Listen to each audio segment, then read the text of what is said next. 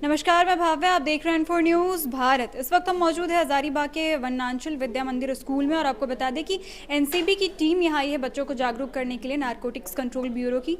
यहाँ पर वो बता रही है कि किस तरह बच्चे स्कूल के वक्त से ही नशा की तरफ अग्रसर हो जाते हैं और हजारीबाग में जो नशा का स्तर है वो काफ़ी बढ़ता हुआ नज़र आ रहा है और युवाओं के बीच ही नज़र आ रहा है, जो स्कूल और ट्यूशन जाते हैं उनके बीच ही नज़र आ रहा है। तो इस समय यहाँ पे बच्चों को ये समझाया जा रहा है कि किस तरह स्कूल में रह करके, स्कूल में रहते हुए आप किस तरह नशे से दूर रह सकते हैं।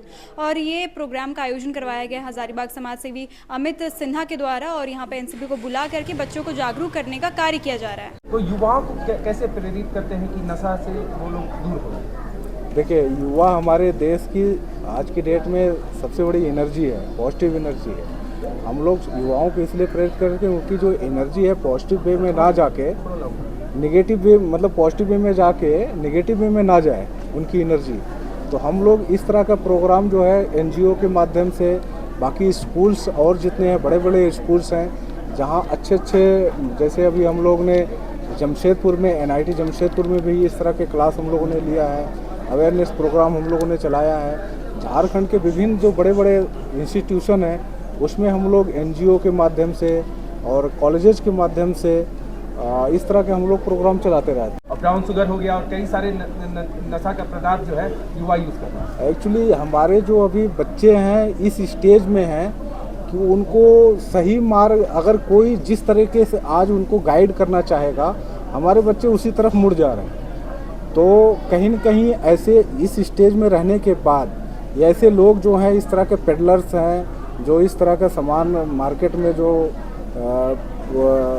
बिक्री करते हैं, वो युवाओं के बीच में सबसे अच्छा इनका सोर्स है छोटे छोटे बच्चे, युवाओं।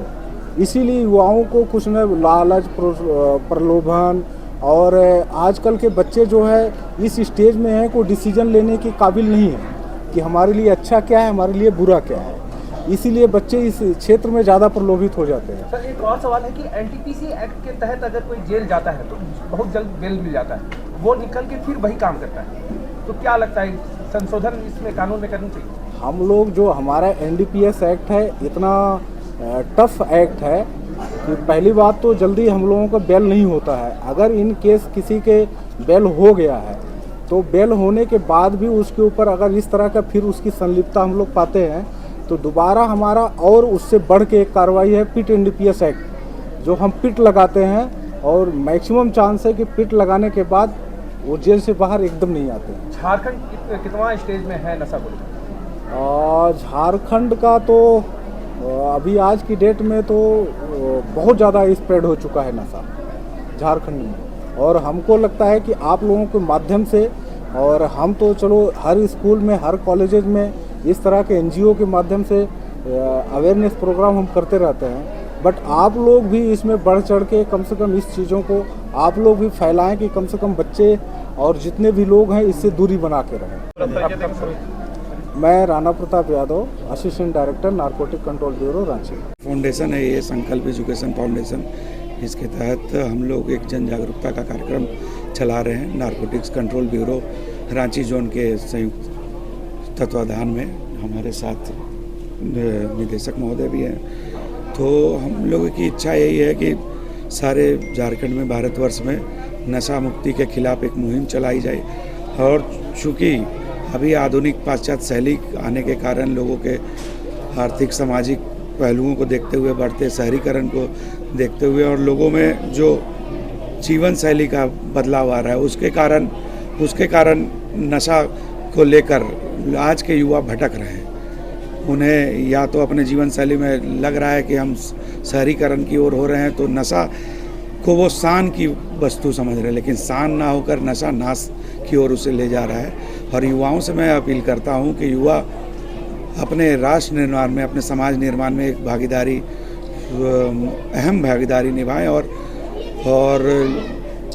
अपने समाज को मजबूत करें और लोगों को एक प्रेरणा दें कि हम नशा मुक्ति के खिलाफ एकजुट होकर लड़ाई लड़ सकें। इस मुहिम को कहाँ तक ले जाएंगे? इस मुहिम को ज़मीन से लेकर जहाँ पर अभी नशा मुक्ति केंद्र जहाँ पर हो रहा है, ज़मीन से लेकर हमें ऊपर तक, जहाँ तक बात बनानी पड़े, हम लोगों को जाना पड़े, उसके लिए कार्य करने की योजना है। जिस इलाके में आप बैठे हैं ये जी। स्टूडेंट का हब रहा, जी। हब है। तो छात्रों तक अपने आवाज़ को कैसे पहुंचाएंगे? जी, इसलिए हमने ये जगह चुना भी था कि चूँकि कोर्रा मटवारी का एरिया छात्रों से जुड़ा है, यहाँ कोचिंग संस्थाओं की भीड़ है, लेकिन लोग जो अपने होता क्या है कि प्रतियोगी परीक्षाओं की तैयारी कर रहे हैं, चाहे अपने उद्देश्यों को लेकर कुछ ना कुछ कोचिंग संस्थाओं में एडमिशन ले रहे हैं और करियर को लेकर लोग सजग हैं, और इसी बीच में आता है इनके बीच की 1-2 एग्ज़ाम नहीं निकल पाते हैं तो अवसादग्रस्त हो जाते हैं। तो अवसादग्रस्त को दूर करने के लिए त्वरित उन्हें सहारा चाहने में नशा का वो सहारा ले लेते हैं, जो कि मेरा व्यक्तिगत मानना है कि वो कहीं से भी जायज़ नहीं होता है। वो क्षणिक है, लेकिन वो आपके शारीरिक, मानसिक और आर्थिक और सामाजिक सभी पक्षों को कमज़ोर करता है और आपके व्यक्तित्व निर्माण और आपके सारे पहलुओं पर कुठाराघात करता है। इसलिए हमें इसको एक जंग की तरह आगे बढ़ाने की ज़रूरत है, एक मुहिम को आगे बढ़ाने की ज़रूरत है। N4 News Bharat।